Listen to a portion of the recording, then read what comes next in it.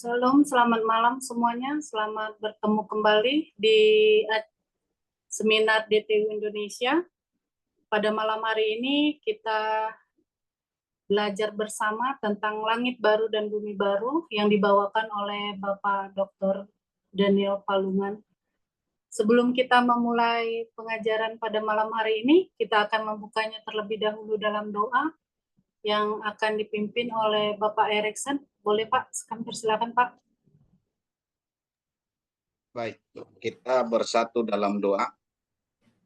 Bapa dalam surga, kami bersyukur Tuhan buat malam ini, buat kesempatan yang Tuhan berikan bagi kami, di mana kami boleh belajar Tuhan kebenaran firman-Mu.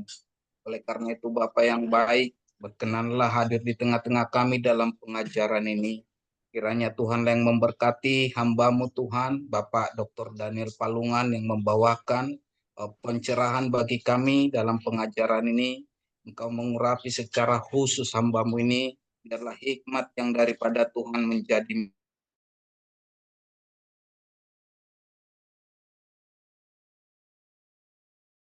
miliknya Bapa. Terima kasih kami, Tuhan mencerahkan hati dan pikiran kami, supaya kami mendapatkan sesuatu yang baru daripada Tuhan, dan kami semakin mengerti apa yang menjadi kehendak Bapa atas kehidupan kami masing-masing. Terima kasih Bapa yang baik, terima kasih Tuhan atas segala ketidaktepatan, ketidakberkenanan di hadapan Bapa. Kami mohon ampun Tuhan. Kuduskan kami Tuhan, sebab kami terus bertumbuh di dalam Engkau, hingga serupa dan segambar dengan Engkau. Terima kasih Bapak, kami serahkan Tuhan pembelajaran ini dari awal, pertengahan hingga akhirnya, hanya di dalam nama Bapa dan Anak dan Roh Kudus. Amin. Amin. Terima kasih buat Pak Erikson. Selanjutnya pengajaran pada malam hari ini kami persilakan kepada Pak Daniel Palungan. Ya, terima kasih Bu Desi. Selamat malam saudara-saudara ya, rekan-rekan yang masih terus bergelora di dalam pelayanan dan di dalam belajar ya. Di dalam diktat saya di BBCO dulu bahwa orang yang mau mengajar tetapi tidak mau belajar itu guru kurang ajar ya. Dan itu bukan berarti kita mau asal bunyi-bunyian ngomongnya, tetapi itu memberikan kepada kita satu penekanan bahwa memang alamiahnya seorang pengajar itu ya harus lebih dahulu belajar. Karena banyak orang sekarang itu yang ujuk-ujuk jadi pengajar, sehingga ya menghasilkan murid-murid yang ya seperti yang kita lihat sekarang inilah ya. Dan saya juga akhir-akhir ini sangat bersyukur saudara dengan terbongkarnya kedok dari orang-orang keturunan Yaman yang selama ini dipuja-puja di Indonesia ya. Sekarang mereka sudah mulai dibuka kedoknya, dan saya yakin bahwa gereja juga ke depan akan begitu. Ya, gereja tidak bisa lagi bersembunyi di balik jargon-jargon, di balik popularitas ya, tapi suatu ketika akan terbongkar mana yang benar, mana yang salah. Dan karena itu maka saya sungguh mengapresiasi saudara-saudara yang begitu semangat ya untuk mau belajar. Nah, malam ini kita akan belajar tentang satu topik. Nah, sebenarnya bukan saya pilih khusus untuk malam ini, tetapi karena saya sudah membawa 3 sesi. Ini sesi yang ketiga ya. Sesi pertama itu adalah tribulasi, sesi kedua itu adalah pemerintahan Mesias di bumi. Maka kalau saya mengambil topik yang lain ya terputus. Jadi saya melanjutkan lagi supaya Bapak Ibu bisa memahami satu pemahaman secara komprehensif. Tetapi dengan 3 sesi itu pun juga sebenarnya masih kurang ya, karena itu merupakan poin-poin dari doktrin eskatologi. Nah, doktrin eskatologi inilah yang kemudian membagi teolog-teolog itu di dalam 3 kelompok. Ya, kelompok amil, kelompok premil, kelompok postmil. Nah, saudara di BBCO, saya nggak tahu apakah saudara berafiliasi kepada GSKI atau tidak, ya. Tetapi ya GSKI itu juga memang sudah punya posisi sendiri dari 3 kelompok itu. Ya. Cuma saya belum begitu dengar secara langsung Pak Eras itu mau dari mana dia. Apakah dia di kelompok Amil atau di kelompok Posmil?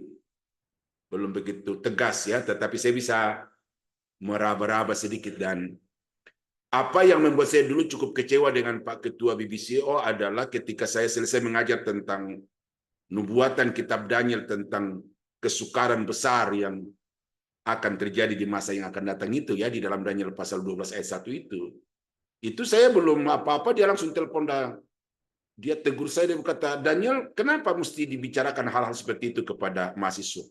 Setiap gereja punya ajaran sendiri. Nah, jadi dari situ saya melihat bahwa Pak Ketut ini tidak punya tanggung jawab untuk mengajarkan data fakta dari Alkitab, tetapi apa yang ada dalam pikirannya yang mau disampaikan kepada mahasiswa. Dan itu yang membuat saya semakin membuat jarak dari beliau itu. Dan ya walaupun ya saya sayangkan juga, awalnya kita mulai bersama-sama, kita dari nol, saya desain kurikulumnya begitu, tapi ketika dia menunjukkan sikap-sikap seperti itu, berarti dia tidak menjadikan Alkitab sebagai otoritas tertinggi, tetapi dia mau jadikan Alkitab itu hanya sebagai pemanis bagi konsep-konsep teologi yang sudah dianut oleh gereja masing-masing. Nah, berarti apa? Motonya mewarnai dunia dengan kebenaran itu hanya jargon-jargon. Ya, mewarnai dunia dengan kebenaran, tetapi kebenaran Alkitabiah itu mau ditutupi untuk mengiakan kebenaran-kebenaran yang subjektif yang ada di gereja masing-masing. Nah, termasuk LB3 ini, Bapak Ibu, ya sudah begitu populer. Bahkan LB3 ini, kalau kita mengatakan ya yang mempopulerkannya di Indonesia akhir-akhir ini adalah Bapak Eras Sabdono, walaupun sebenarnya pencetusnya bukan dia, karena di dalam Alkitab itu jelas ada langit baru, bumi baru. Nah, saya pakai LB3 itu supaya saudara bisa melihat ya bahwa memang itu sesuatu yang Alkitabiah, tetapi perlu kita pahami secara lebih mendasar terhadap Alkitab apa yang dimaksud dengan LB3 itu. Ya, itulah yang kita mau coba untuk diskusikan pada malam ini ya. Saya sampai jam 7:30 ya Ibu ya. 1,5 jam sampai 2 jam Pak semuanya. Oh iya, oke dah ya, 7:30 kita selesai. Jadi jam 7 presentasi, 1/2 jam tanya jawab, selesai ya kan? Siap Pak. Ya. Soalnya kalau nggak ada pisang goreng begini nggak bisa tahan lama saya ngajar.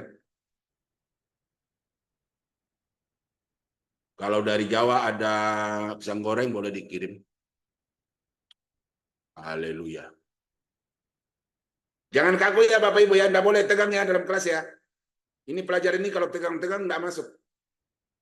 Jadi boleh saja bercanda selama terukur. Nah,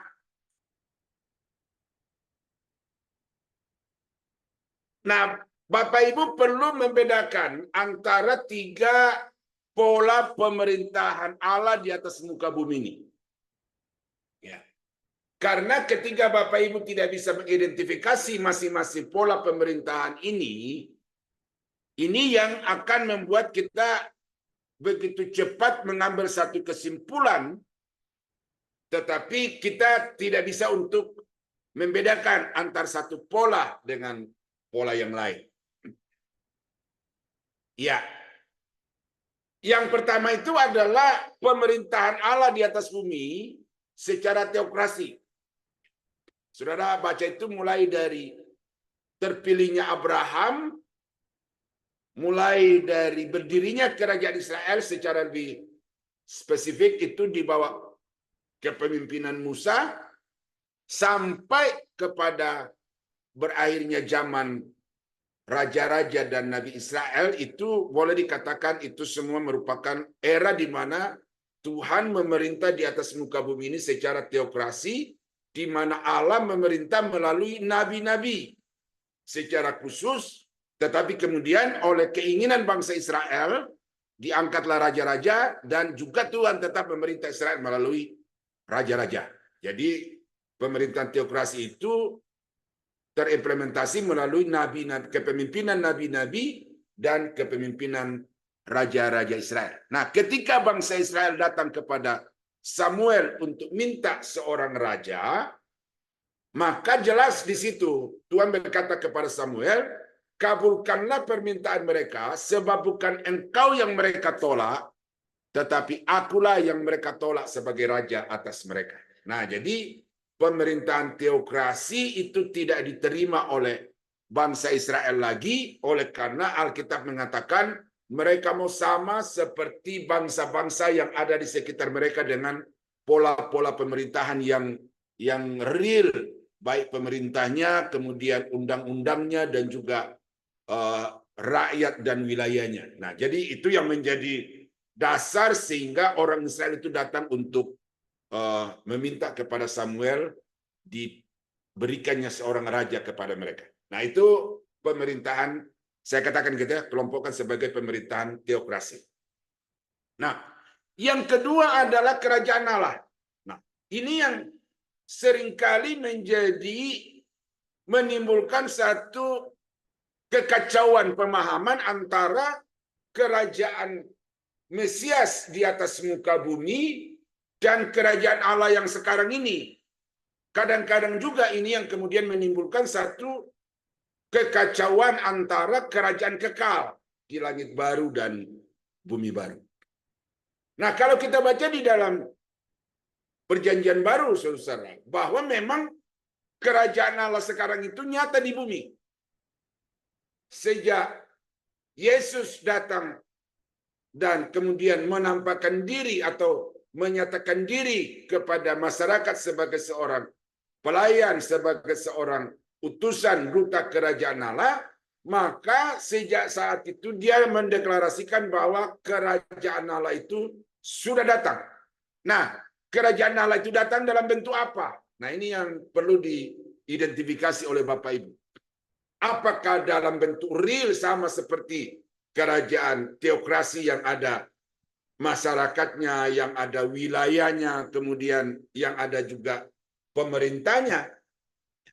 Ternyata kerajaan Allah itu lebih menekankan kepada kuasa dan kebenaran. Jadi kalau saudara baca itu di dalam Matius pasal 12 ayat 28, dia berkata, kalau aku mengusir setan dengan kuasa Allah, maka sesungguhnya kerajaan Allah itu sudah datang kepadamu. Karena apa? Karena kerajaan Allah itu adalah kuasa. Jadi kuasa kerajaan Allah itu nyata mulai dari Tuhan Yesus menampakkan diri sebagai pelayan, khususnya mulai dari hari Pentakosta sampai kepada sepanjang zaman gereja, itu dapat dikatakan sebagai zaman pemerintahan kerajaan Allah. Tetapi bukan pemerintahan yang real, namun hanya pemerintahan dari segi manifestasi kuasa dan kebenaran. Ya, karena itu kalau kita baca dalam Matius pasal 6 ayat 33 dikatakan, carilah dahulu kerajaan Allah dan kebenarannya. Lalu di dalam Roma pasal 14 ayat 17 dikatakan bahwa sebab kerajaan Allah itu bukan soal makan dan minum, tetapi soal sukacita, damai sejahtera, dan apa itu ya? Saya baca dulu ya, agak lupa saya urutannya.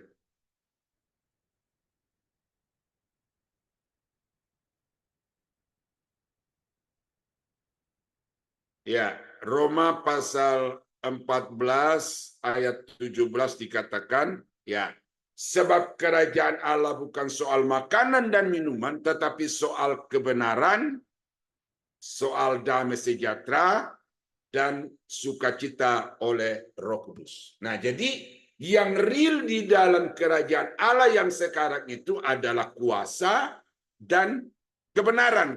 Hakikat dari kerajaan surga yaitu kuasa dan kebenaran.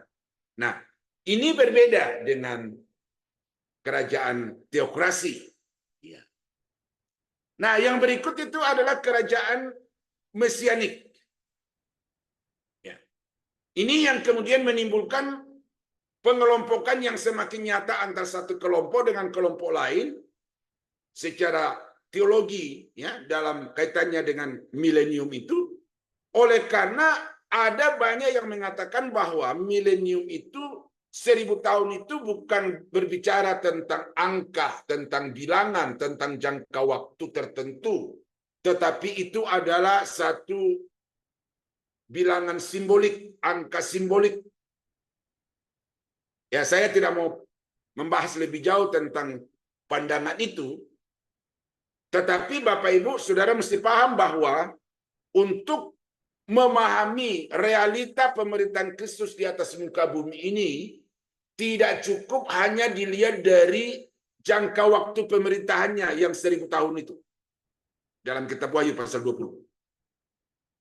Tetapi kalau saudara baca di dalam nubuatan-nubuatan perjanjian lama, itu jelas bahwa ada satu masa ke depan atau di depan nanti, di masa yang akan datang nanti, di mana Yesus akan datang ke atas muka bumi ini, di muka bumi yang sekarang kita diami ini, lalu dia mendirikan satu pemerintahan yang meliputi seluruh bumi. Nah, ini hanya untuk merefresh saja, karena ini kita sudah bahas secara khusus dalam satu sesi yang lalu itu. Jadi, pemerintahan yang real, di mana Yesus sebagai raja, Daud sebagai raja di Israel Raya, lalu kemudian seluruh muka bumi itu diperintah oleh Yesus bersama-sama dengan saleh-salehnya. Nah, itu jelas dikatakan di dalam nubuatan Alkitab begitu. Lalu dari satu aspek berkaitan dengan aspek waktunya, itu diterangkan di dalam Wahyu pasal 20 ayat 1 sampai 6 tentang 1000 tahun. Nah, saudara boleh setuju, boleh enggak, tetapi ini saya sangat setuju bahwa ada satu masa nanti di mana Yesus akan datang menginjakkan kakinya di atas muka bumi ini di dalam tubuh kemuliaan, lalu kemudian dia memerintah bersama-sama dengan saleh-salehnya. Ya, orang-orang yang sudah diangkat sebelum masa tribulasi akan memerintah di atas muka bumi ini selama 1000 tahun lamanya. Saudara boleh setuju, boleh tidak, tetapi ketidaksetujuan saudara itu harus didasarkan kepada fakta dan data. Ya, jangan asal suka dan tidak suka, sepaham atau tidak sepaham, tetapi harus berbicara berdasarkan data dan fakta. Ya, jadi kalau saudara mengatakan bahwa 1000 itu bukan angka bilangan, tetapi itu adalah angka simbolik, maka tunjukkan dia melambangkan apa, lalu periode waktu berapa lama dia tunjukkan. Kalau saudara tidak bisa menunjukkan waktu mana yang dimaksud dengan 1000 itu, berarti saudara harus berpikir untuk mengabaikan angka simbolik itu.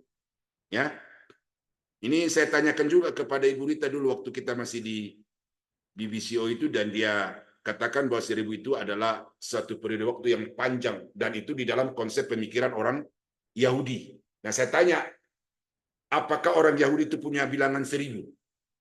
1000 tentara, 1000 pesawat, 1000 tank, 1000 armada angkatan laut umpamanya gitu. Nah, apakah mereka punya begitu? 1000 domba, 1000 kambing dan lain sebagainya. Nah, apakah orang Yahudi punya bilangan seperti itu? Atau semuanya bagi orang Yahudi itu kalau 1000 tidak 1000, tetapi melambangkan sesuatu.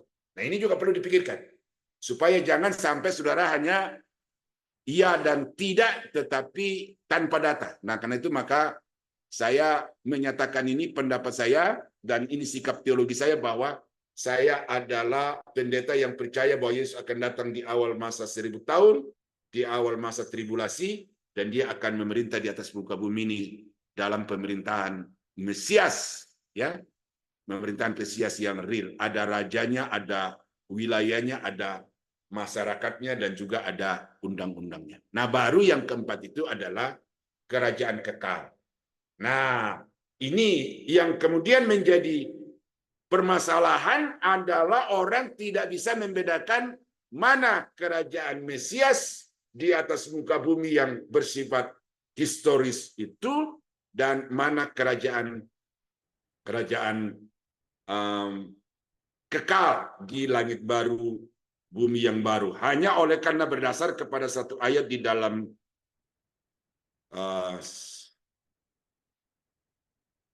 saya lupa di Tesalonika, ya, demikianlah kita akan bersama dengan dia di awan selama-lamanya.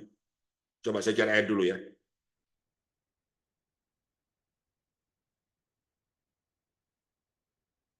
Apa Bapak Ibu bisa tunjukkan di mana ayat di Tesalonika itu bahwa demikianlah kita akan bersama-sama dengan dia selama-lamanya.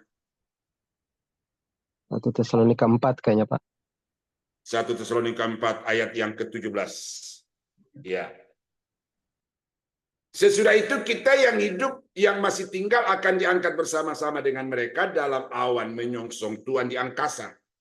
Demikianlah kita akan selama-lamanya bersama-sama dengan Tuhan. Nah, jadi pengangkatan itu sudah merupakan saat terakhir di mana manusia menginjakkan kakinya di bumi. Karena kita diangkat ke awan-awan dan dikatakan di sana kita akan tinggal bersama-sama dengan dia selama-lamanya. Tetapi kalau kita baca di bagian-bagian ayat yang lain, baik perjanjian lama maupun perjanjian baru, bahwa sesudah kita diangkat di awan-awan itu, maka Yesus sendiri akan turun ke atas muka bumi ini menginjakkan kakinya di atas Bukit Zaitun, di atas Zakaria pasal 14. Ya, Zakaria pasal 14 itu. Jadi Yesus menginjakkan kakinya di atas muka bumi ini. Nah, itu satu permulaan pemerintahan mengakhiri kerajaan Allah masuk ke dalam pemerintahan kerajaan mesianik. Nah, baru di akhir dari atau sesudah berakhirnya masa pemerintahan Mesias di atas muka bumi, baru kita masuk ke dalam pemerintahan kekal di langit baru, bumi baru. Nah, jadi Bapak Ibu saya sampaikan ini supaya Bapak Ibu bisa membedakan bahwa memang ada pola-pola. Nah, pola-pola ini saya tidak membangun berdasarkan pandangan teologi dispensasional. Ya. Karena ada juga orang yang mencurigai pengelompokan-pengelompokan waktu seperti ini yang berkata bahwa ini karena pengaruh dari pandangan dispensasionalisme. Dispensasionalisme itu tidak boleh menjadi dasar untuk mempelajari Alkitab. Tetapi justru kalau kita mempelajari Alkitab itu secara benar, historis, maka kemudian kita akan menemukan bahwa pada akhirnya menghasilkan teologi dispensasionalis. Begitu. Jadi pembagian waktu, ada manusia, ada zaman pradosa, ada zaman hati nurani, ada zaman Taurat dan lain sebagainya. Ya, itu dibuat bukan berdasarkan asumsi lebih dahulu, tetapi itu dibuat berdasarkan studi yang sistematis, yang mendalam terhadap Alkitab dengan melihat periode-periode waktu itu. Kan saudara bisa melihat manusia sebelum jatuh dalam dosa, sesudah jatuh dalam dosa sampai kepada terpanggilnya Abraham. Ya, terpanggilnya Abraham sampai kedatangan Yesus Kristus. Kedatangan Yesus sampai kedatangan yang kedua kali.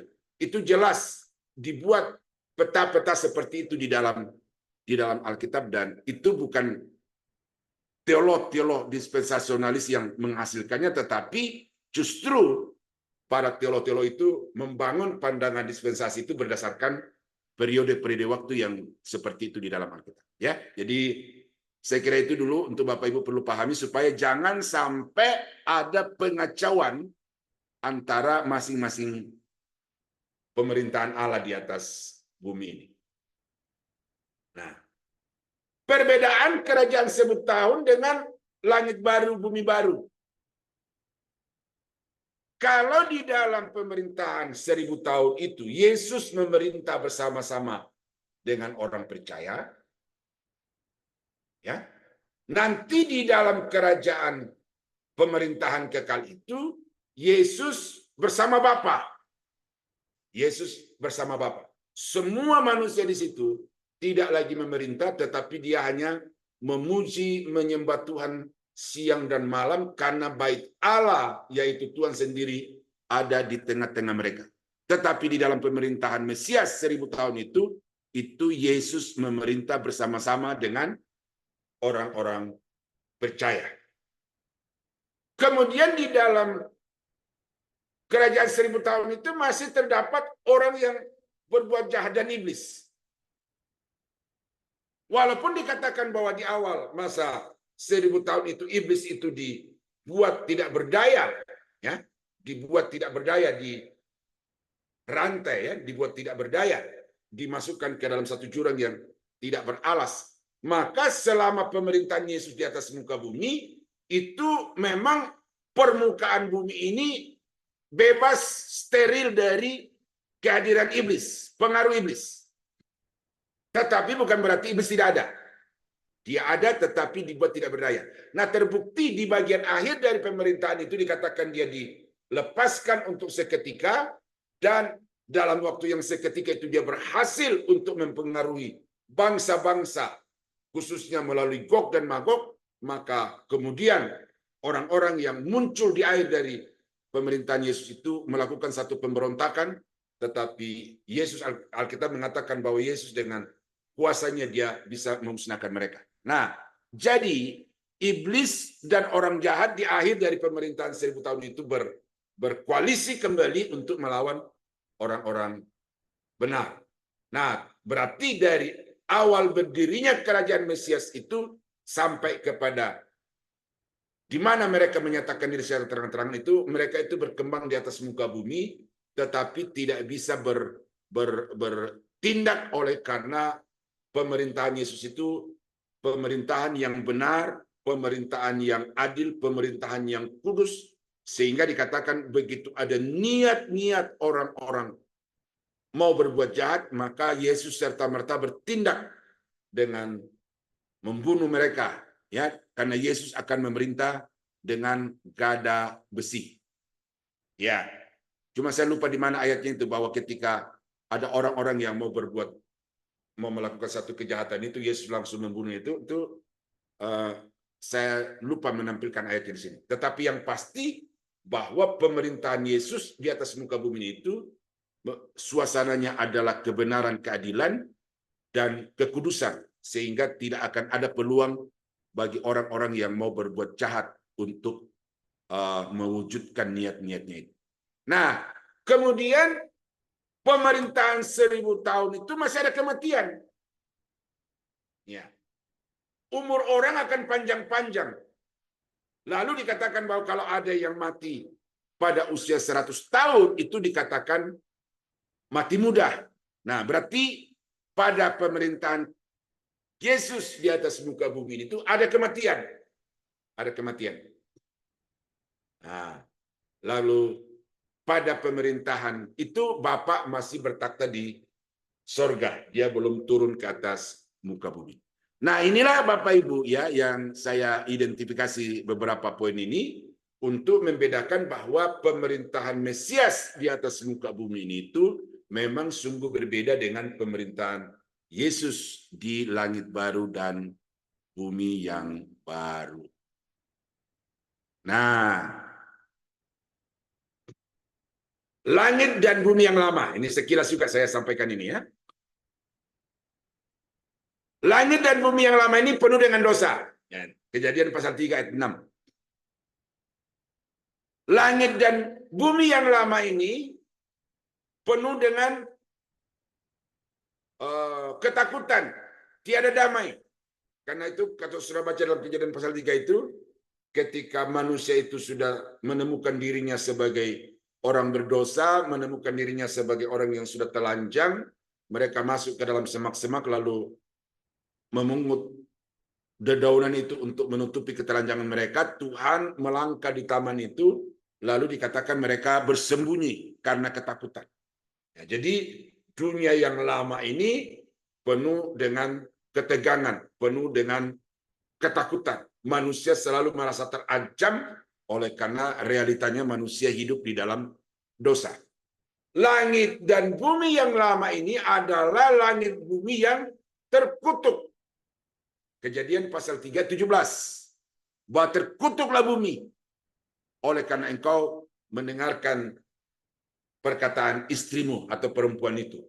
Dengan susah payahmu engkau akan bekerja untuk mencari rezekimu dari bumi, tetapi bumi akan menumbuhkan onak dan duri. Jadi langit dan bumi yang lama ini terkutuk. Langit dan bumi yang lama dikuasai oleh iblis. Matius 4 atau Lukas 4, saudara juga baca di situ. Di mana Yesus dibawa oleh iblis ke atas sebuah gunung yang tinggi, lalu diperlihatkan kepadanya semua keadaan dunia dan keindahannya, lalu iblis berkata, semua itu akan kuberikan kepadamu kalau engkau sujud menyembah aku. Tetapi Yesus berkata, enyalah iblis, sebab ada tertulis, engkau hanya menyembah kepada Allahmu saja.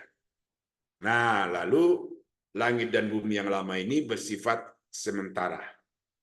Nah, langit dan bumi yang lama ini akan dilenyapkan. Nah, ini kita baca ayat ini, bagaimana proses melenyapkan atau pelenyapan langit dan bumi yang lama ini. Karena ini adalah titik di mana akan terjadi pergantian dari langit yang lama, bumi yang lama kepada langit dan bumi yang baru. Nah, kita baca ini ya. Yesaya 34 ayat yang keempat.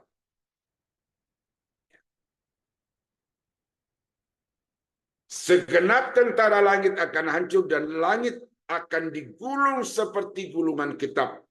Segala tentara mereka akan gugur seperti daun yang gugur dari pohon anggur dan seperti gugurnya daun pohon ara. Ini satu pengungkapan bagaimana langit dan bumi itu akan hilang lenyap bagaikan gulungan kitab. Kertas yang digulung. Lalu bagaimana bintang-bintang itu akan berguguran bagaikan daun yang gugur dari pohon anggur dan lain sebagainya. Nah, kemudian di dalam 2 Petrus pasal 3 ayat yang ke-10, tetapi hari Tuhan akan tiba seperti pencuri. Pada hari itu langit akan lenyap dengan gemuruh yang dahsyat dan unsur-unsur dunia akan hangus dalam nyala api dan bumi dan segala yang ada di atasnya akan hilang lenyap. Ya. Langit dan segala unsur-unsur yang ada di atasnya akan hilang lenyap. Nah, Wahyu pasal 20 ayat yang ke-11. Lalu aku melihat suatu takhta putih yang besar dan dia yang duduk di atasnya. Dari hadapannya lenyaplah bumi dan langit dan tidak ditemukan lagi tempatnya. 21 ayat yang pertama. Lalu aku melihat langit baru dan bumi yang baru, ya. Sebab langit yang pertama dan bumi yang pertama telah berlalu dan laut pun tidak ada lagi. Nah, jadi berdasarkan keterangan ayat-ayat itu, saudara-saudara yang terkasih, jelas bahwa bumi yang kita diami sekarang ini adalah bumi yang bermasalah, dan karena itu akan direnovasi total oleh Tuhan. Ya, direnovasi total. Di mana semua yang lama itu akan dilenyapkan, lalu diganti dengan langit baru dan bumi yang baru. Nah, ada implikasi teologi di sini yang saya mau sampaikan kepada Bapak Ibu. Ya, bahwa bukan implikasi teologi, implikasi praktis di sini. Ya. Bahwa kita sebagai hamba-hamba Tuhan, ya, mesti paham ini secara benar. Sehingga di dalam kita melayani Tuhan, jangan kita berorientasi kepada hal-hal yang bersifat temporal. Ya, ini saya keluar sedikit Bapak Ibu ya, karena perlu untuk kita pahami. Kalau seorang hamba Tuhan masuk ke dalam pelayanan dengan orientasi ekonomi, orientasi kekuasaan, orientasi aktualisasi diri, orientasi popularitas, maka sebenarnya orang itu sedang mengejar sesuatu yang temporal. Sementara seorang hamba Tuhan itu dipilih oleh Tuhan untuk mempersiapkan Tuhan untuk kekekalan. Dan apa kekekalan itu? Kebenaran. Apa kekekalan itu? Firman Tuhan. Sehingga Alkitab berkata bahwa langit dan bumi akan berlalu lenyap, tetapi firman Tuhan tinggal tetap. Nah, karena itu saudara sebagai hamba-hamba Tuhan harus mengambil satu komitmen. Bahwa saya melayani adalah untuk membawa jemaat kepada kebenaran, untuk hidup di dalam kebenaran, agar dengan demikian mereka memiliki kehidupan yang kekal. Jadi jangan sampai ada di antara kita yang kemudian memanipulasi pelayanan untuk kepentingan dunia. Ya, ini bukan rahasia lagi, tetapi ini sudah menjadi pengetahuan semua orang bahwa banyak hamba-hamba Tuhan sekarang ini yang justru menjadikan pelayanan itu sebagai satu tempat untuk memenuhi kepentingan dan kebutuhan sendiri. Dan itu selalu saya katakan kepada murid-murid saya, ya, bahwa itu haram hukumnya.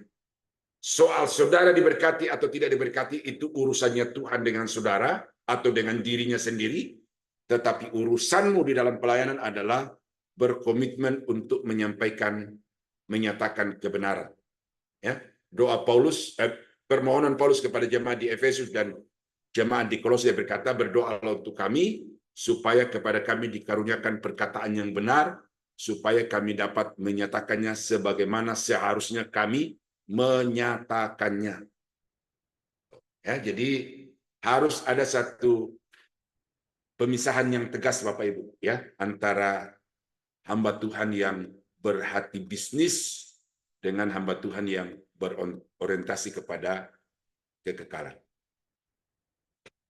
Nah, yang berikut adalah janji tentang langit dan bumi yang baru. Ya. Jadi saya pakai sekarang istilah langit dan bumi yang baru, ya, bukan langit baru, bumi baru, tetapi langit dan bumi yang baru. Ini tadi 2 ayat kita sudah baca, ya, tapi tidak apa-apa saya baca ulang lagi. Saya mulai dari Yesaya pasal 65 ayat yang ke-17. Janji mengenai langit baru dan bumi baru. Sebab sesungguhnya aku menciptakan langit yang baru dan bumi yang baru. Hal-hal yang dahulu tidak akan diingat lagi dan tidak akan timbul lagi dalam hati. Ya, hal-hal yang dahulu tidak akan diingat-ingat lagi dan tidak akan lagi timbul di dalam hati. Ini artinya apa? Bahwa kemuliaan langit dan bumi yang baru itu tidak akan sebanding dengan kemuliaan langit bumi yang lama. Karena betapa mulianya langit baru dan bumi baru ini, maka kemuliaan langit dan bumi yang lama itu menjadi tidak ada apa-apanya. Oleh karena itu tidak patut untuk dikenang, tidak patut lagi untuk ditaruh di dalam hati. Nah, ini janji, ya, janji daripada langit baru dan bumi baru itu. Nah, kemudian di dalam 2 Petrus pasal 3 ayat 10, tadi saya sudah baca, tetapi saya tambahkan dengan ayat yang ke-13. Tetapi hari Tuhan akan tiba seperti pencuri. Pada hari itu langit akan lenyap dengan gemuruh yang dahsyat, dan unsur-unsur dunia akan hangus dalam nyala api, dan bumi dan segala yang ada di atasnya akan hilang. Ayat yang ke-13, tetapi sesuai dengan janjinya, kita menantikan langit yang baru dan bumi yang baru di mana terdapat kebenaran. Ya, ini nyata bahwa salah satu hakikat dasar dari langit baru, bumi baru itu adalah kebenaran. Dan itu sudah dinyatakan di dalam kerajaan Allah sekarang ini. Bahwa soal kerajaan Allah itu bukan makanan dan minuman, tetapi soal kebenaran, damai sejahtera, dan sukacita oleh Roh Kudus.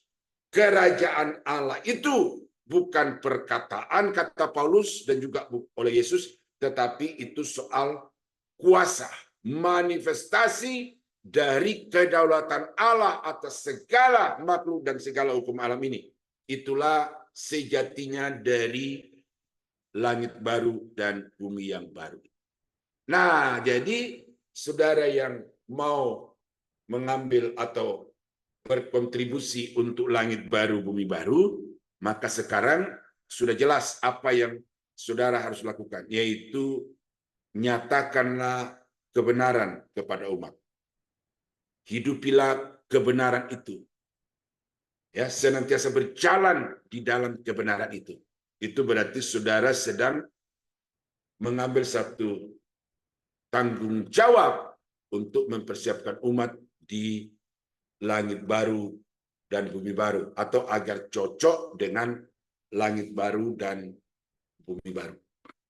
Nah, ini saudara ya, yang sejak saya lulus S1 tahun 2000 itu yang menjadi pergumulan saya dan menjadi beban saya adalah bagaimana mimbar itu diberdayakan secara bertanggung jawab. Waktu saya punya lembaga onsite itu masih ada, saudara. Itu satu semboyan kami adalah membangun benteng pertahanan di daerah-daerah Kristen di Indonesia. Membangun benteng pertahanan di daerah-daerah Kristen di Indonesia. Nah, kenapa konsep itu muncul? Karena saya suka nonton bola. Saya suka nonton bola. Jadi banyak tim itu yang begitu asik melakukan satu penyerangan. Bahkan tempo-tempo kiper ikut maju untuk mencetak gol, berambisi mencetak gol. Tetapi kemudian begitu ada serangan balik, maka musuh dengan gampangnya menjebol gawang. Nah, itu yang saya perhatikan dengan berkeliling dari beberapa kota-kota atau daerah Kristen di Indonesia, di Papua, di NTT, di Sulawesi. Saya menemukan saudara bahwa gerakan ya saya pakai istilah Islamisasi saja saudara Bapak Ibu ya, supaya lebih keras gitu ya. Tetapi bahwa yang agama yang memiliki gerakan misionaris itu bukan hanya Kristen, tetapi juga saudara-saudara kita di seberang itu. Dan di NTT ya, saya pernah ada satu pesawat dengan tim mereka itu. Dan rupanya mereka itu berkoordinasi dari satu kota ke kota lain. Mereka itu cerita di belakang saya di atas pesawat itu dan saya dengar. Jadi mereka itu memberikan pinjaman lunak. Lalu orang NTT pokoknya no limit. Berapa saja yang mau pinjam, dikasih. Tetapi begitu sampai pada satu titik perhitungan ya, bahwa dia sudah tidak mampu untuk membayar, maka ditagih. Nah, ketika ditagih sudah jelas dia tidak mampu untuk membayar, maka ada dua pilihan. Mau pilih masuk penjara atau utangnya diputihkan, dibersihkan, tetapi rubah KTP. Dan itu cukup efektif di NTT Bapak Ibu. Ya, saya berkeliling beberapa pulau di sana dan itu cukup efektif juga di Papua. Nah, jadi itu mereka melakukan itu. Sehingga saya melihat ini semacam satu serangan balik yang kita tidak antisipasi. Gereja gagal untuk mengantisipasi sehingga begitu gerakan serangan balik melalui ekonomi, akhirnya banyak orang Kristen yang kebobolan ya mengucapkan kalimat syahadat. Nah, jadi karena itu saudara-saudara kekasih dalam Tuhan, maka saya begitu terbeban bagaimana supaya gereja-gereja itu memberdayakan mimbar secara alkitabiah, bahwa dari atas mimbar itu harus dikumandangkan kebenaran, harus diajarkan kebenaran, karena kebenaran itu akan merupakan satu benteng pertahanan dari setiap jemaat untuk menjaga, melindungi diri dari pengaruh-pengaruh ya orang-orang yang tidak seiman dengan kita. Nah, ini masuk visi saya di situ ya. Dari karena itu maka saya ketika diminta mengajar seperti ini saya sangat antusias karena saya mau menanamkan pikiran saya ke dalam pikiran Bapak Ibu untuk juga kemudian mari kita bersama-sama bergandeng tangan untuk berkontribusi bagi kerajaan Allah, bukan saja di bumi ini tetapi nanti di langit baru bumi baru dengan mengajarkan kebenaran. Ya, mengajarkan kebenaran. Banyak gereja, ribuan gereja, banyak lembaga-lembaga seperti ini di onsite maupun di online Bapak Ibu. Tetapi saya memperhatikan itu ada yang hanya sebatas untuk membangun komunitas. Bahkan ada kecenderungan membuat konten-konten untuk diupload di YouTube. Mengapa saya berani berkata begitu? Oleh karena kualitas teologi sangat diragukan. Ya, ini begitu banyaknya di dunia maya itu.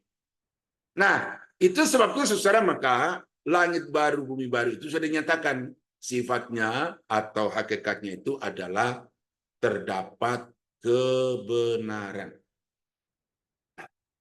Sifat langit baru dan bumi baru. Kita baca ayat-ayat ini. Yesaya pasal 66 ayat yang ke-22.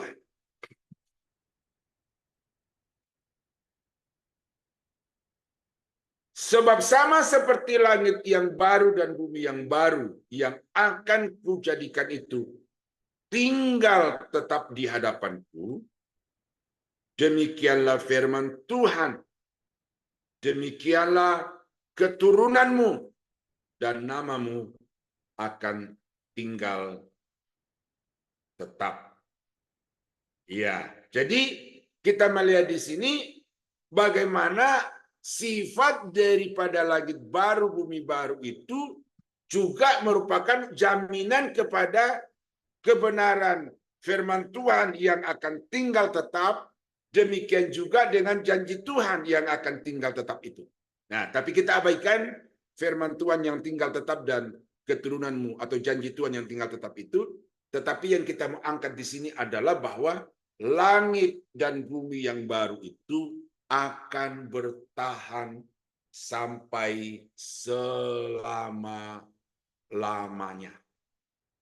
Ya, akan bertahan sampai selama-lamanya. Nah, Wahyu pasal 20 ayat yang ke-11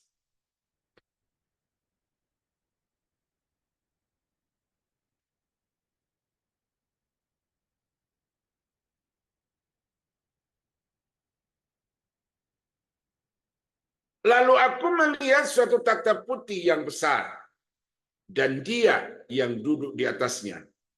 Dari hadapannya lenyaplah bumi dan langit. Lenyaplah bumi dan langit dan tidak ditemukan lagi tempatnya. Artinya bahwa segala sesuatu unsur-unsurnya itu baru sama sekali. Tidak ada yang tersisa dari langit dan bumi yang lama. Nah, jadi dikatakan langit baru, bumi baru, oleh karena unsur-unsurnya jelas, ya itu nanti kalau saudara baca secara detail itu Wahyu pasal 21 dan Wahyu pasal 22, ya saudara baca itu di rumah dalam bentuk bacaan atau ya dalam pola saudara membaca Alkitab setiap hari, tapi nanti kita akan melihat itu cuplikan-cuplikannya. Itu jelas, saudara. Bagaimana langit dan bumi yang baru itu dideskripsikan sebegitu luar biasanya.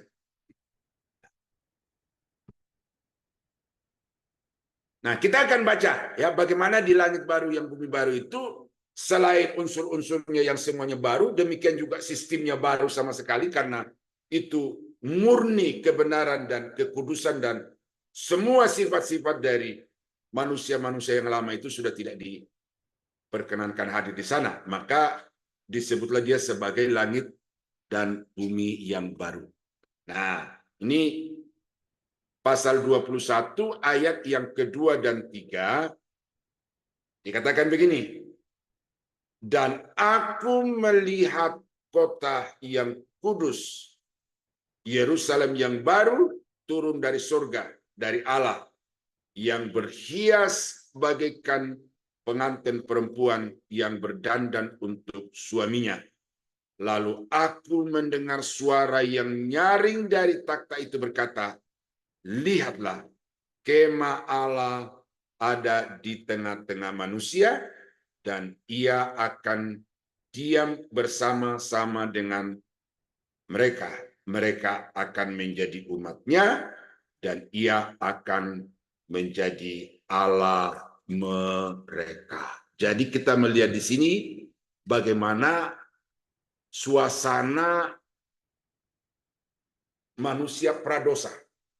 Ya, manusia pradosa, di mana Allah begitu leluasa, atau manusia begitu leluasa berinteraksi dengan Allah. Di antara Allah dan manusia itu tidak ada satu batas, oleh karena semua manusia itu dalam kondisi yang sempurna, kualitas rohani yang sempurna. Nah, ini kita belum temukan di pemerintahan kerajaan Allah. Kita belum temukan itu di dalam pemerintahan Mesias.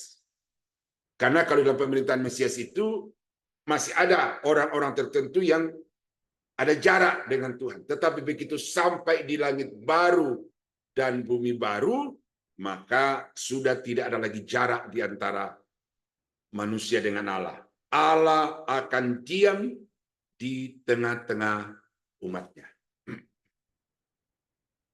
Nah, lalu di dalam ayat yang ke-22,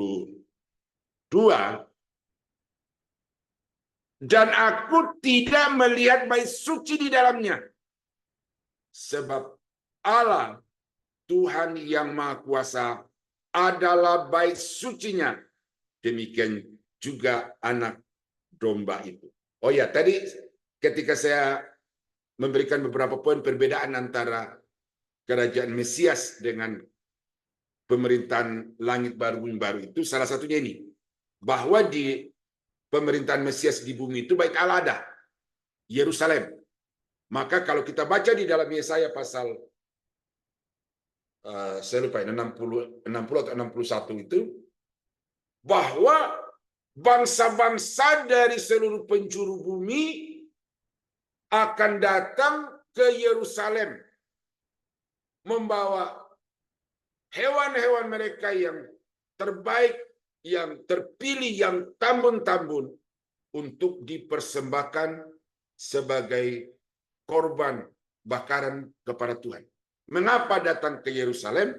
Karena pada masa itu Yerusalem merupakan pusat peribadatan segala bangsa di atas muka bumi ini. Kembali seperti di dalam Kisah Rasul pasal 2, di mana dari seluruh penjuru bumi orang datang ke Yerusalem untuk merayakan Paskah, yang kemudian pada saat itu tidak lama kemudian terjadi pencurahan Roh Kudus yang kita kenal sebagai Hari Pentakosta.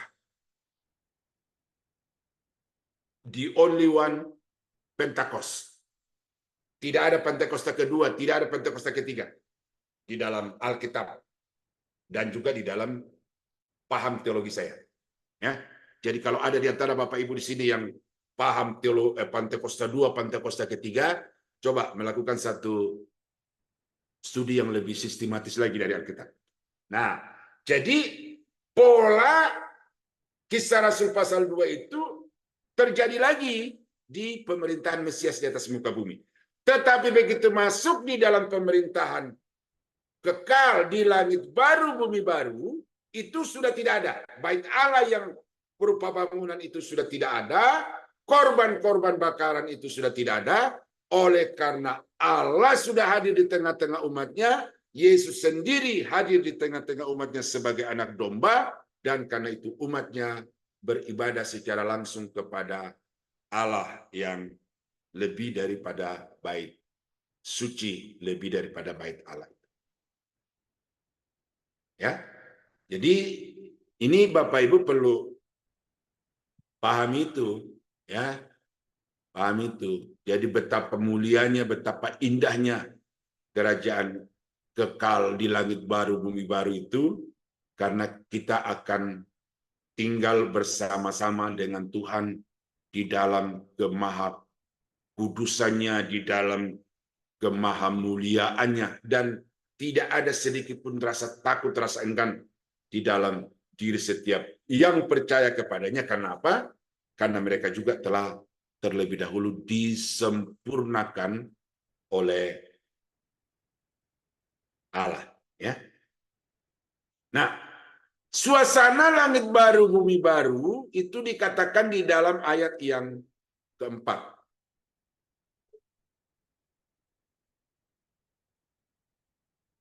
Ya.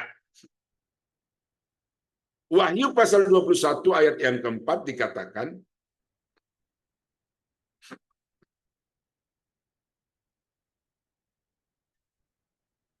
dan ia akan menghapus segala air mata dari mata mereka, dan maut tidak ada lagi. Tidak akan ada lagi perkabungan atau ratap tangis atau duka cita, sebab segala sesuatu yang lama itu telah berlalu. Ya, itu saya coba baca referensinya ya. Di dalam Yeremia pasal 25 ayat yang ke-8, ia akan menyediakan maut untuk seterusnya, dan Tuhan Allah akan menghapuskan air mata daripada segala muka, dan aib umatnya akan dijauhkannya dari seluruh bumi, sebab Tuhan telah mengatakannya. Ya. Kemudian di dalam Yeremia pasal 35 ayat yang Yesaya ya. Yesaya 35 ayat yang ke-10, dan orang-orang yang dibebaskan Tuhan akan pulang dan masuk ke Sion dengan bersorak-sorai, sedang sukacita abadi meliputi mereka. Kegirangan dan sukacita akan memenuhi mereka. Kedukaan dan keluh kesah akan menjauh. Lalu di dalam Yesaya pasal 65 ayat yang ke-19. Ya, ini yang senada dengan Wahyu 21 ayat 4 itu ya. Aku akan bersorak-sorak karena Yerusalem dan bergirang karena umatku. Di dalamnya tidak akan kedengaran lagi bunyi tangisan dan bunyi erang pun tidak.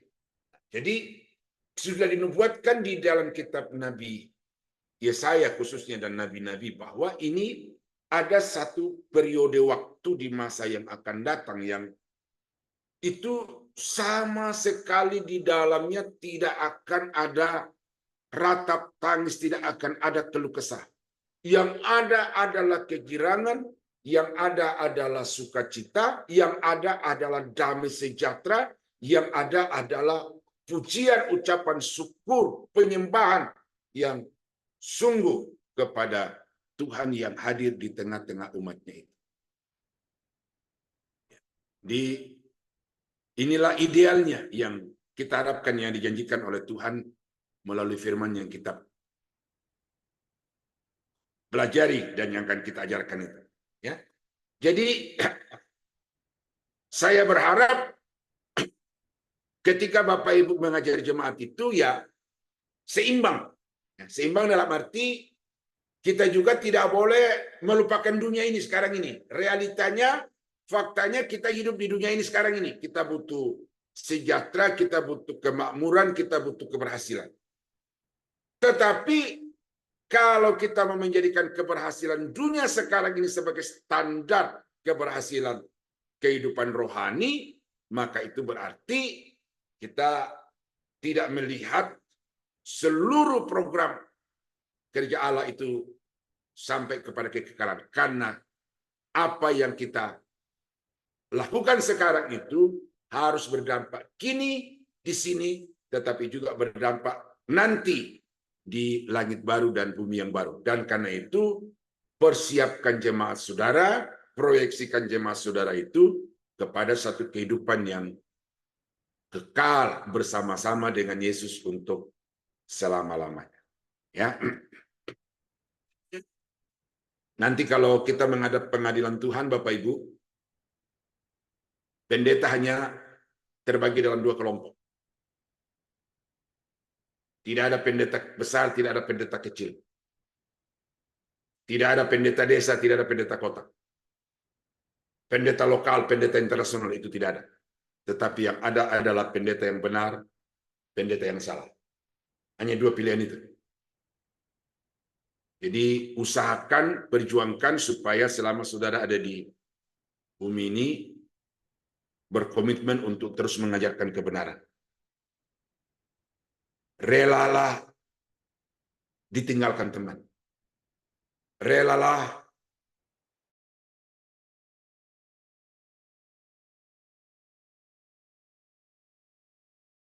hidup pada berlimpah-limpah dengan uang, dikagumi begitu banyak orang, tetapi saudara mengkompromikan kebenaran. Itu kontra dengan sifat hakikat dari langit baru dan bumi yang baru. Nah, yang berikut adalah bahwa langit baru, bumi baru itu penuh dengan kemuliaan Allah. Wahyu pasal 21 ayat 10 sampai ayat yang ke-11.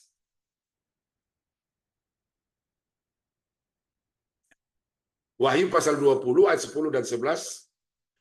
Lalu di dalam roh ia membawa aku ke atas sebuah gunung yang besar lagi tinggi, dan ia menunjukkan kepadaku kota yang kudus itu, Yerusalem, turun dari surga, dari Allah.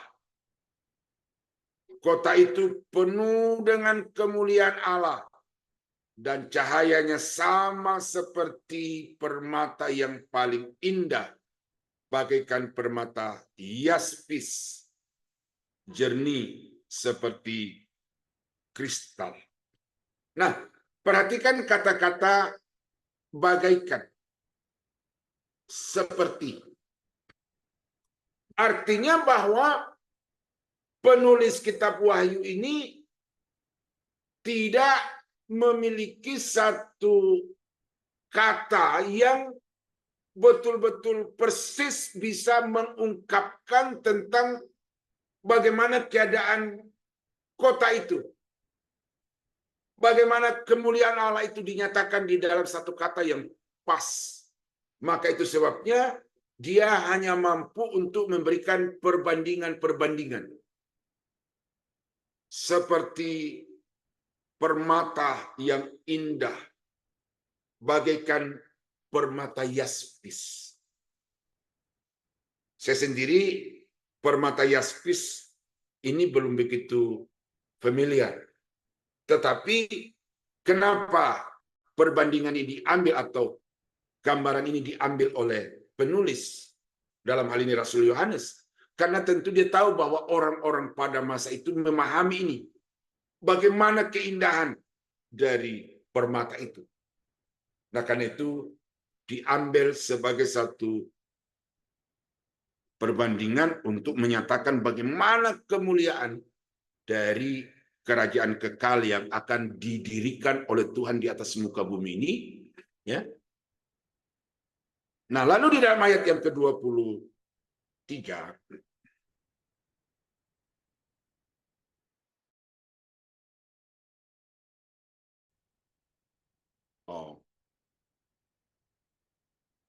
Ya, dalam ayat yang ke-23. Dan kota itu tidak memerlukan matahari dan bulan untuk menyinarinya.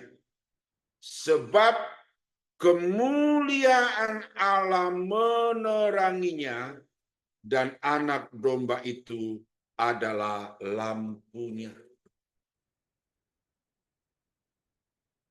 Nah, saya mau membawa sedikit surat kembali kepada eksposisi Torah, khususnya kitab Kejadian, penciptaan langit baru, langit dan bumi.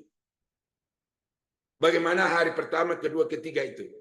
Terang ini, benda-benda penerang ini diciptakan pada hari yang keberapa? Lalu orang bertanya, kalau matahari, bulan itu diciptakan pada hari yang saya lupa ini, hari ketiga apa hari keempat itu ya. Lalu hari pertama, kedua itu, dari mana dapat terang itu menerangi seluruh bumi? Bagi orang yang hanya membaca di dalam kitab Kejadian pasal 1 itu saja Bapak Ibu, ya mungkin akan mencoba untuk mereka-reka. Oh, terang itu begini-begini. Tetapi kalau kita mencoba melihat dari keterangan kitab Wahyu, memang bagi Allah bukan perkara yang sulit. Bagi Allah tidak dibutuhkan matahari, tidak dibutuhkan bulan untuk menerangi bumi. Karena Allah itu sendiri dengan sinar dan cahaya kemuliaannya, dia akan menerangi seluruh alam semesta ini. Jadi, benda-benda penerang yang diciptakan pada menguasai siang dan menguasai malam itu hanyalah sebagai pengatur waktu. Salah satunya, kedua kemudian menjadi penerang. Tetapi bukan berarti di luar daripada kedua benda penerang itu tidak ada terang. Nah, terbukti di dalam langit baru, bumi baru ini tidak dibutuhkan matahari, tidak dibutuhkan bulan, tidak dibutuhkan lampu penerang, oleh karena Allah dengan segala kemuliaannya akan menyinari langit dan bumi yang baru itu, sehingga di sana tidak ada lagi malam, semuanya siang. Oleh karena Tuhan hadir di dalam segala kemuliaannya.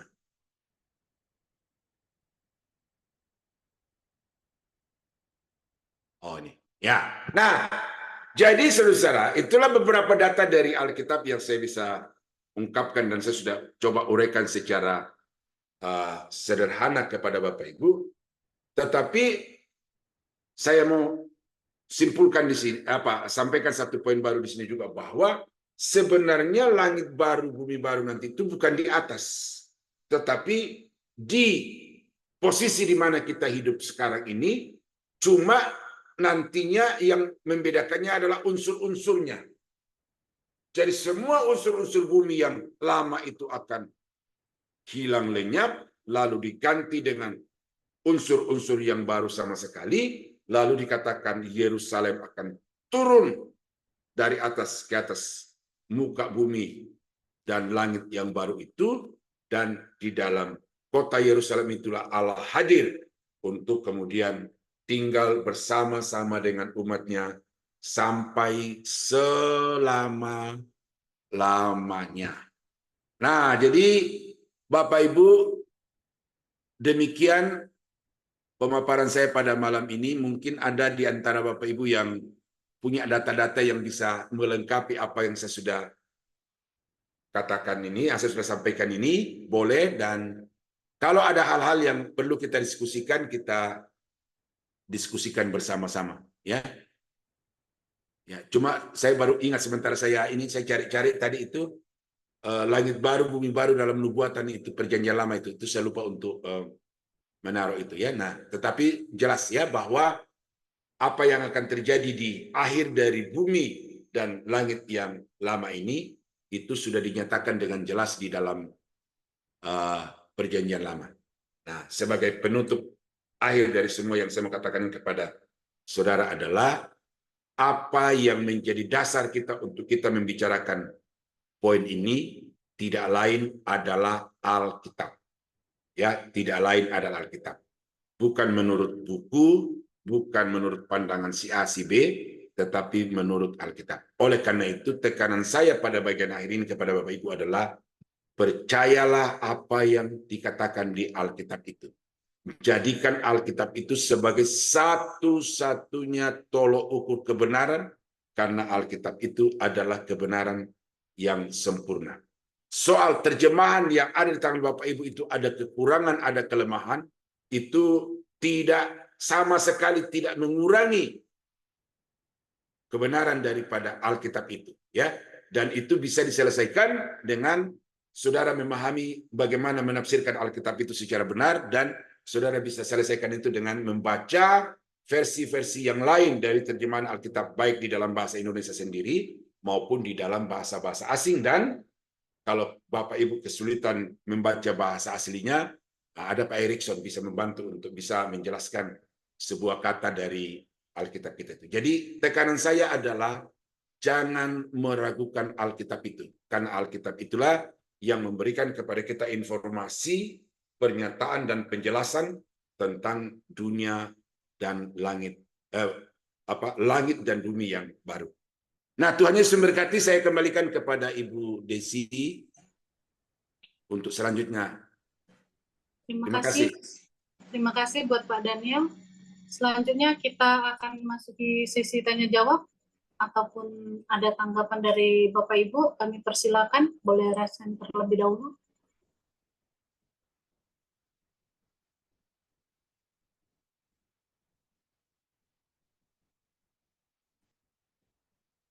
Silakan Bapak Ibu yang ingin menanggapi apa yang sudah dipaparkan oleh Pak Daniel Palungan. Oke, Pak Rafli, silakan Pak. Ya, selamat malam Pak Daniel.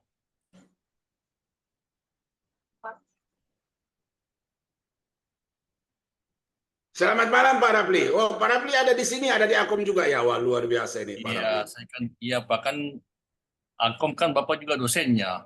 Ya, semangat luar biasa Pak Rafli. Ya, memang ada ayat yang saya mau klarifikasi juga sama Bapak. Puji Tuhan Bapak ada di sini ya. Ini kebetulan ini nggak ada yang nanya ya, jadi saya cuma meramaikan aja Pak ya, supaya nggak kosong Pak ya.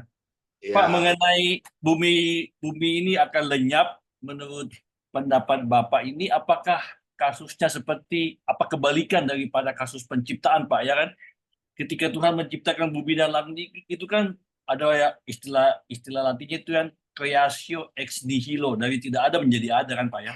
Nah, apakah bumi dan langit dan bumi yang ini nanti juga seperti itu Pak, tadi yang Bapak jelaskan, hilang lenyap begitu aja, tiba-tiba hilang begitu Pak. Nah, pandangan Pak Daniel apakah seperti itu, atau sebenarnya nggak seperti itu gitu loh, bagaimana Pak?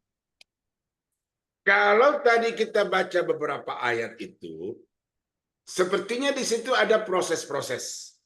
Ya, tetapi seberapa detail proses itu kita bisa pahami, itu memang pada ujung-ujungnya adalah kemudian kembali menjadi ex nihilo. Yang ada kemudian menjadi tidak ada kembali. Ya, jadi apa yang dulu tidak ada sekarang menjadi ada, dan oleh karena faktor dosa, ya, oleh karena faktor dosa, maka kemudian yang ada itu akan ditiadakan kembali, kemudian diganti dengan langit dan bumi yang baru sama sekali. Nah, itu dari ayat-ayat yang tadi saya sudah paparkan itu, bahwa jelas yang lama ini itu tidak akan kelihatan lagi bekas-bekasnya, ya. Tidak ada lagi kenang-kenangan. Wah, ini punya nilai sejarah, kita ini konsep berpikir kita ya, kita tahan untuk kita bawa ke langit baru, bumi baru. Itu tidak ada Pak. Jadi semua yang ada di langit dan bumi yang lama ini itu akan menjadi nol sama sekali. Lalu kemudian diciptakan juga yang baru sama sekali. Ya, baru sama sekali Pak. Itu di Wahyu pasal 21 tadi ya. Jadi Oke Pak, iya Pak. Ini kan saya juga baca di Wahyu pasal 20 kan, tadi kan ayat 11 Pak ya. Tetapi di ayat 10-nya itu berkata demikian Pak, ya kan? Ayat 9 deh ya. Maka naiklah mereka ke seluruh dataran bumi, lalu mengepung perkemahan tentara orang-orang kudus dan kota yang dikasihi itu. Tetapi dari langit turunlah api menghanguskan mereka. Ayat 10. Dan iblis yang menyesatkan mereka dilemparkan ke dalam lautan api dan belerang, yaitu tempat binatang dan nabi palsu itu. Dan mereka disiksa siang malam sampai selama-lamanya. Nah, pertanyaannya, ini di mana? Disiksa siang malam selama-lamanya kalau bukan di bumi yang tadi ditulis di ayat 9, Pak. Atau di mana, Pak? Iya, itu peristiwanya itu terjadi di ujung dari pemerintahan Mesias di atas bumi ini, Pak. Yang saya sudah katakan itu 1000 tahun lamanya itu. Itu terjadi itu beberapa jam di belakang dari masa itu. Nah, sesudah itu kalau kita baca terjadi pengadilan. Terjadi pengadilan di mana semua orang-orang yang mati di luar Kristus itu akan dibangkitkan di penghujung ya bumi itu, penghujung masa bumi lama itu, lalu kemudian mereka dilemparkan ke dalam neraka api yang menyala selama-lamanya. Nah, jadi disitulah baru kita melihat bahwa neraka itu baru terwujud juga. Ya. Terwujud. Jadi Nah, peristiwa di mana naiklah mereka ke atas muka bumi lalu mengepung kota suci itu masih peristiwa di langit lama, bumi lama, khususnya di bagian akhir dari pemerintahan Mesias di atas muka bumi. Tetapi sesudah itu akan terjadi penghakiman takhta putih, lalu orang-orang itu dilemparkan ke dalam dapur api yang menyala selama-lamanya itu di neraka. Itulah neraka, Pak. Di situ muncul neraka. Nah, apakah neraka ini bukan bumi ini, Pak? Bumi ini yang sudah menjadi neraka, Pak. Sehingga tidak. Tidak, Pak. lain ya. Lain. Itu sudah ada. Nah, itu di dalam Alkitab itu keterangan tempatnya itu dikatakan ya ada, tetapi di mana letaknya itu ya saya tidak ada data untuk itu, Pak. Sampai hari ini saya belum ketemu data itu. Ya, kalau Tetapi menurut saya Pak, padanya ini sorry ya, saya menurut jalan pikiran saya berdasarkan Alkitab juga, Pak ya. Ini bukan kalau saya baca juga di dalam bahasa Inggrisnya itu ataupun King James itu memang dikatakan bahwa bumi itu kondisi seperti bumi itu tidak diketemukan lagi. Artinya tidak diketemukan itu bukan berarti lokasinya tidak diketemukan, Pak, tetapi keadaannya gitu loh, Pak. Misalnya awalnya kan ada gunung, ada sungai, ada pohon, ada sawah dan sebagainya. Nah, pada akhirnya itu semuanya itu rusak semuanya, Pak. Jadi neraka sehingga tidak diketemukan lagi tempat yang seperti semula gitu loh, Pak. Nah, bumi ini yang akan menjadi neraka, Pak. Sehingga bumi ini sudah tidak bisa lagi ditempati. Jadilah dia neraka yang ada di yang tadi di Wahyu 10 yang ayat 10 ini, Pak. Itu yang menurut pandangan saya, Pak, setelah mendengar beberapa penjelasan dari dosen-dosen juga, Pak ya. Apakah di mana ayatnya, Pak? Coba kemukakan satu ayat aja, Pak, supaya kita jangan spekulasi. Di mana ayat yang mengatakan bahwa bumi ini berubah menjadi neraka? memang tidak ada ayatnya, tapi di sini kan bukannya dari sini, Karena Pak, tidak ada ayat, Pak. Ya, karena tidak ada ayat, saya tidak mau menghabiskan waktu untuk kita berdebat kusir. Jelas bahwa yang lama ini hilang lenyap. hilang lenyap ya, oke. Hilang lenyap. Nah, neraka tercipta dari mana? Sebagaimana langit baru yang penuh dengan kedamaian itu diciptakan baru, demikianlah neraka itu diciptakan khusus oleh Allah untuk ditempati oleh iblis, antikris Ya, itu. kalau saya tanya juga di mana ayatnya bilang ada neraka diciptakan, kan nggak ada juga, Pak. Ayo. Dapur api di dalam itu dibuang ke dalam dapur api itu, Pak. Itu kan masih di bumi ceritanya, Pak. Atau ada memang penciptaan neraka di ayat-ayat Alkitab ini kan juga nggak ada, Pak. Ya, soal diciptakan atau tidak ada, tetapi dari perjanjian lama itu kita sudah mengetahui itu bahwa memang ada satu tempat yang dipersiapkan bagi orang-orang yang mati di luar Kristus. Nah, karena tidak ada keterangan neraka diciptakan sampai hari ini ayat yang kita dapat, ya sampai di situ saya belum berani untuk memutuskan bahwa apakah itu. Tapi yang pasti bahwa itu bukan bagian dari langit yang lama ini, Pak. Itu keyakinan saya. Karena di dalam Wahyu tadi itu bahwa yang lama ini itu tidak diingat sama sekali. Iya, Pak ya. Oke, Pak. Itu aja dulu, Pak. Thank you, Pak. Ya. Oke, satu ayat dulu waktu kita di Akom, Bapak bilang bahwa iblis sekarang sudah tidak ada. Ya kan? Bapak kan bilang kan, iblis sudah tidak ada sekarang kan? Gimana Pak? Bagaimana bilang Waktu iblis sudah tidak ada sekarang Pak? waktu waktu saya bilang bahwa iblis sudah dikalahkan di atas itu. Lalu sekarang itu kerajaan 1000 tahun itu sudah berlangsung sekarang. Eh? Lalu karena itu iblis sudah tidak ada sekarang. Kan bilang tidak ada sekarang Pak. Iblis sekarang tuh sudah di penjara Pak, di bawah apa di jurang yang paling dalam itu loh Pak. Jadi kuasanya itu memang masih ada, tetapi Ya. tidak lenyap sama sekali. Tetapi iblis sekarang ini sedang di penjara Pak. Itu keyakinan saya karena saya menganut paham Amael gitu loh Pak. Amil Oh gitu. ya, Amil. Ya. Tapi coba Bapak baca di 1 Petrus 5 ayat 8. 1 Petrus 5 ayat 8.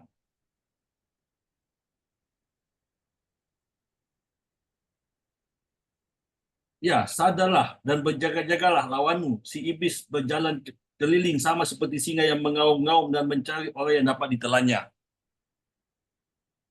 Iya. Ya, itu kalau keyakinan saya Pak, bahwa realita iblis itu sekarang itu masih ada, walaupun di dalam status sudah terkalahkan ketika Yesus mati di atas kayu salib. Ya, betul, setuju Pak. Artinya bahwa niatnya untuk menggagalkan karya penyelamatan Allah itu sudah gagal total ketika Yesus mati disalib kan? Ya, betul Pak. Oke Pak, kita lanjut ke teman-teman yang lain. Tuhan berkati. Oke, terima kasih buat Pak Rafli. Selanjutnya tadi Pak Julius masih bersedia, kami persilakan Pak. Ya, salam. Selamat malam Pak Daniel. Salam Pak, selamat malam Pak Julius. Ya, sebenarnya tadi mau nanya, tapi penjelasan Pak Daniel dengan Pak Rafli itu udah masuk materi pertanyaan saya Pak. Jadi saya ingin bertanya Pak, kan kerajaan Mesias selama 1000 tahun di dunia, kemudian sampai proses langit baru dan bumi baru Pak. Nah, apakah dari kerajaan Mesias yang kita sebut dengan kerajaan 1000 tahun itu, orang-orang di sana itu apakah kehidupannya seperti apa? Kan yang akan masuk ke kerajaan 1000 tahun itu, Alkitab sudah jelas di sana, siapa-siapa yang akan masuk ke sana. Kemudian proses sampai kepada langit baru dan bumi baru Pak. Itu aja Pak, tadi sebagian udah dijelaskan Pak. Ya, penghuni di dalam kerajaan 1000 tahun itu adalah gereja yang diangkat di awal masa tribulasi. Nah, lalu di dalam masa tribulasi itu kan ada penginjilan yang masif, ya kan Pak? Kalau kita baca di dalam Wahyu pasal 7 ayat yang ke-14 itu, orang yang tidak terhitung banyaknya dari segala suku, bangsa, kaum, dan bahasa. Nah, mereka itu masuk di dalam kerajaan 1000 tahun itu dengan tubuh yang sudah dirubahkan. Ya, sudah dimuliakan sama seperti tubuh orang-orang saleh yang diangkat di awal masa tribulasi. Nah, mereka masuk di dalam kerajaan Mesias itu memerintah bersama Yesus. Nah, siapa yang diperintah di sana? Yang diperintah di sana adalah kelompok kedua penghuni kerajaan 1000 tahun itu, yaitu orang-orang yang pada masa tribulasi tetap hidup. Tetap hidup tetapi tidak mempercayai kepada Yesus. Masih tetap jadi pengikut antikris. Nah, mereka masuk ke dalam kerajaan 1000 tahun itu dengan tubuh jasmani. Mereka di sana berkembang biak, beranak cucu. Tetapi di dalam kerajaan 1000 tahun tidak ada lagi penginjilan. Maka yang jahat akan tetap dalam kondisinya yang jahat. Yang saleh itu akan dalam kondisi yang saleh. Nah, yang akan masuk ke dalam langit baru, bumi baru itu, yaitu orang-orang saleh yang dari zaman gereja dan yang dari zaman antikris itu. Jadi itu yang masuk di dalam langit baru, bumi baru.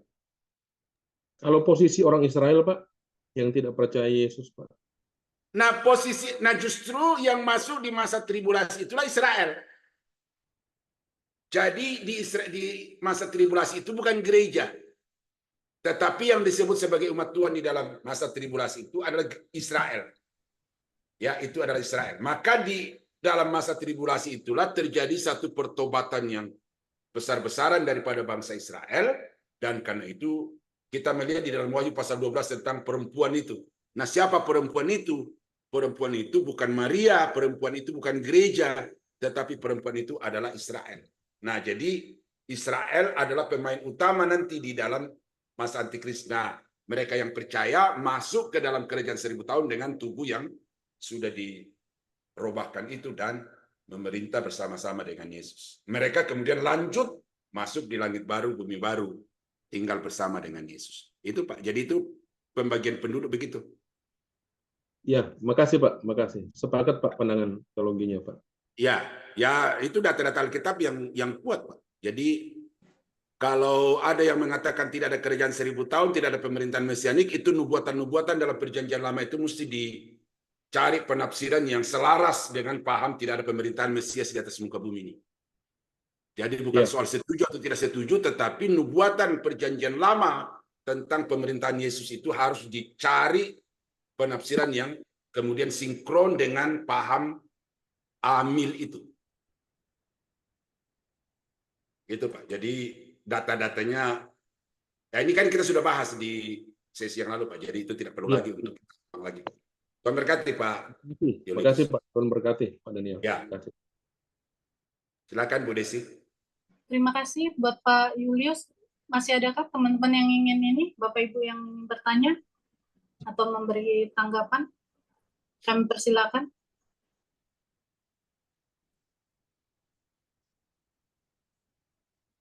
Ya, sudah cukup barangkali.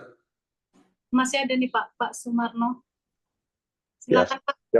Ya, shalom Pak Daniel. Salam Pak Sumarsono. Iya. Saya mau tanya Sumarno ya, sorry. Ya, saya pernah ditanyain sama sama ibu-ibu, kan dia dengar dari orang lain juga mengenai ini, maksudnya kematian ya. Kematian dari setelah kematian kan, kalau Tuhan Yesus waktu orang yang di sebelah salibnya berkata, mari bersama-sama aku ke Taman Firdaus. Nah, itu Taman Firdaus itu termasuk surga atau masih satu taman, Pak? Terus setelah orang yang mati itu, apakah akan mengalami kebangkitan itu di tahun 1000 tahun atau di langit bumi atau bumi baru, Pak? Terus bagaimana dengan orang yang hidupnya nggak benar? Apakah juga akan masuk langsung ke neraka atau ke yang namanya Hades atau Sheol itu, Pak? Terima kasih, Pak. Iya, jadi memang apa yang Pak Sumarno nanyakan ini sebenarnya itu adalah poin-poin yang kita bahas sebelum masuk di dalam masa tribulasi, sebelum masuk dalam masa 1000 tahun dan masuk dalam kerajaan kekal ini. Karena memang doktrin eskatologi ini panjang, Pak. Nah, karena saya tidak diminta oleh Pak Ferry untuk menyampaikan dari awal sampai akhir, jadi ditanya topik apa yang Pak Daniel mau sampaikan, kan? Nah, berarti di DTU ini juga kurikulumnya itu tergantung kepada dosennya, bukan tergantung kepada lembaganya, kan gitu. Nah, akhirnya udah kalau begitu kita bahas ini karena waktu itu saya tanya berapa kali pertemuannya, gitu. Jadi rupanya pertemuan-pertemuannya itu insidentil, tidak berkelanjutan. Jadi ya udah. Nah, apa yang Bapak tanyakan itu adalah poin-poin yang kita bahas sebelum masuk di dalam 3 poin terakhir itu, tribulasi, kemudian 1000 tahun dan kerajaan langit baru bumi baru. Itu ada kebangkitan-kebangkitan. Nah, lalu ada kebangkitan orang di dalam Kristus, ada kebangkitan di luar Kristus. Kapan mereka itu dibangkitkan? Nah, itu di awal itu, Pak. Nah, tapi secara singkat saya mau jawab bahwa Firdaus itu bukan surga. Firdaus itu adalah tempat penampungan sementara. Penampungan ya, mengerti ya kata ya tempat kediaman sementara lah gitulah. Dari orang-orang yang mati di dalam Kristus. Itu tempatnya di dalam 2 Korintus pasal 12 ayat yang keempat. Di mana Paulus sempat ke situ. Dan di sana dia menyaksikan betapa banyaknya orang, betapa sukacitanya orang, sehingga mereka itu menyanyikan puji-pujian yang tidak bisa dipelajari oleh siapapun. Saking sukacitanya. Nah, jadi itu tempat kediaman sementara dari orang-orang yang mati di dalam Kristus. Nah, nanti waktu Yesus datang kembali, yang dikatakan di dalam 1 Tesalonika 4 ayat yang ke-13 itu, saat sangkakala Allah berbunyi, ya kan, orang-orang yang mati di dalam Kristus itu akan dibangkitkan, dan kita yang masih hidup pada waktu itu akan dirubahkan, lalu diangkat untuk menyongsong Tuhan di awan-awan. Akan gitu. Jadi itu terjadi ketika Yesus datang di awan-awan, membangkitkan orang-orang yang dari Firdaus, kemudian nanti bertemu Tuhan Yesus di awan-awan. Jadi begitu Pak Sumarno. Iya. Nah, Terus kalau bagaimana? kebangkitan dari orang-orang yang mati di luar Kristus, yang sekarang ini ada di Hades, ada di Hegena, ada di Tartarus, Seol gitu ya, ya, 4 istilah itu nanti di akhir dari kerajaan 1000 tahun itu mereka akan dibangkitkan lalu diadili. Yang mengadili siapa? Yang mengadili adalah Dia yang turun dari langit, yang di hadapannya lenyap segala lautan itu. Itu Bapa. Itu Bapa yang menghakimi langsung itu. Dan kemudian mereka dimasukkan ke dalam neraka yang kekal selama-lamanya. Nah, itu pelajaran di sebelum materi ini, poin ini. Jadi eskatologi ini panjang Bapak Ibu. Jadi kalau Bapak Ibu mau pelajari harusnya dari awal sampai akhir supaya Bapak Ibu, termasuk nubuatan tentang pemerintahan Mesianik di 1000 tahun itu, perjanjian lama begitu banyak. Nah, kalau kita tidak membahas perjanjian lama, kemudian ujuk-ujuk kita mengatakan saya nggak setuju kerajaan 1000 tahun, dasarnya apa? Selesaikan begitu. Seperti orang mengatakan Yesus bukan Tuhan, ya kan? Kalau kau mengatakan Yesus bukan Tuhan, itu hakmu. Tetapi selesaikan ayat-ayat yang Paulus katakan Yesus itu Tuhan, Yesus itu Juru Selamat, Yesus itu Allah. Nah, itu harus diselesaikan. Kalau nggak diselesaikan ayat itu tetapi bersikuku dengan pendapat, ya berarti apa? Asumsi, bukan berdasar kepada data dan fakta. Dan saya tidak mau menghabiskan waktu untuk berdebat seperti itu. Silakan Pak.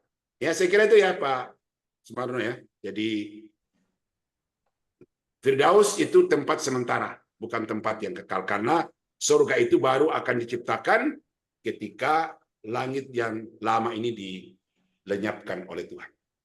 Nah, Tuhan Yesus memberkati. Oke, ini masih ada Pak Arthur, boleh persilakan Pak. Terakhir kali ya. Ya, mungkin terakhir ya, ini ya terakhir ya. Iya Pak. Pak Arthur, kami persilakan. Ya, saya mau tanya Pak. Bicara soal sorga, apakah sorga orang Kristen itu dengan sorganya agama-agama lain itu sama atau berbeda? Cuma itu aja. Saya kira jawabannya hanya dan tidak. Jawaban saya tidak. Karena kita tidak sedang berbicara di dalam surganya orang lain, tetapi kita berbicara surga menurut Alkitab. Ya Pak ya. Jadi saya tidak mau mengomentari surganya orang lain, nanti saya disebut sebagai penista agama. Selain itu saya tidak punya kapasitas untuk menjelaskan surga dari sudut pandang agama lain. Jadi Bapak jangan menggiring saya ke situ. Ya, makasih, saya Pak. bicara surga berdasarkan Alkitab, karena dasar iman kita adalah Alkitab, bukan kitab suci orang lain. Siap, makasih Pak. Ya, Tuhan berkati Pak Arthur. Ya, Berkat. jadi belajarlah studi perbandingan agama kalau mau itu ya. Tapi di sini tidak ada ruang untuk itu karena kita di sini berbicara tentang apa yang Alkitab katakan. Ya, kasih Pak. Oke, Tuhan berkati. Mungkin demikian Bu Desi, Tuhan berkati. Oke, terima kasih buat seluruhnya, buat Bapak Ibu, demikian juga Pak dosen.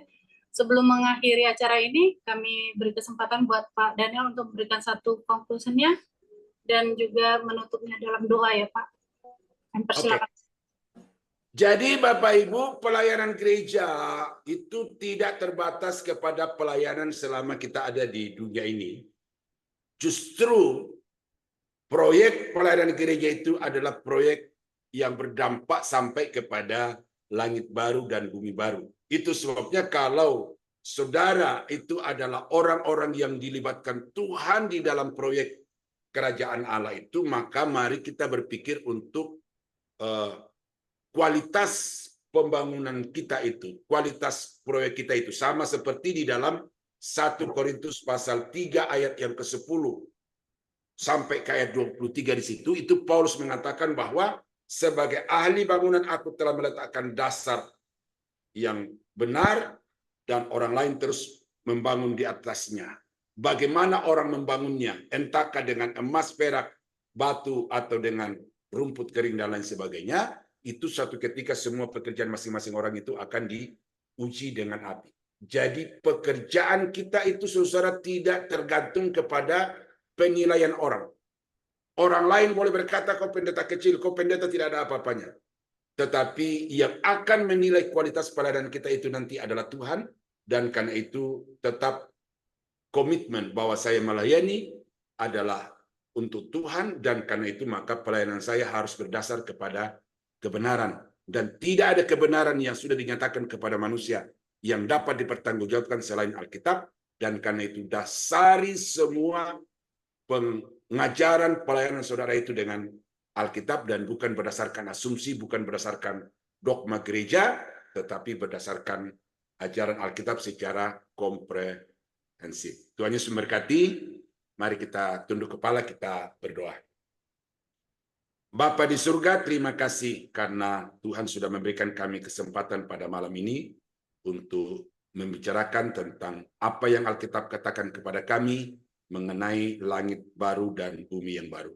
Kami tidak dapat membayangkan secara akal pikiran kami ya Tuhan, tetapi firman-Mu sudah menyatakannya kepada kami secara terang benderang. Oleh karena itu, tolong kami, ajar kami, supaya kami dapat senantiasa mengorientasikan juga kehidupan kami kepada kehidupan yang selaras dengan langit baru dan bumi yang baru. Makasih Bapak, apa yang Hamba-Mu sudah sampaikan pada saat ini memang jauh dari sempurna, tetapi berbasis secara kuat kepada fakta data Alkitab, dan karena itu tolonglah setiap hamba-hamba-Mu yang ada di dalam ruangan ini, supaya kemudian nanti mereka akan mendapatkan satu pemahaman yang lebih detail, lebih dalam, lebih luas, yang pada akhirnya mereka mendapatkan satu gambaran yang lebih terang benderang daripada apa yang hamba-Mu sudah sampaikan pada malam ini. Terima kasih Bapak, kami akan akhiri kelas ini di dalam nama Yesus Tuhan dan Juru Selamat kami. Haleluya. Saudara-saudara yang dikasihi Tuhan, kiranya anugerah dari Allah Bapa di dalam surga, damai sejahtera dari Tuhan kita Yesus Kristus, serta persekutuan kuat kuasa Roh Kudus, kiranya menyertai kita sekalian dari sekarang sampai selama-lamanya. Di dalam nama Yesus, kami akhiri pembelajaran kami pada malam ini. Haleluya. Amin. Amin. Terima kasih buat Pak Daniel. Terima kasih. Thank you Pak Daniel. Terima kasih Terima kasih. Bapak semua. Terima kasih. Terima kasih.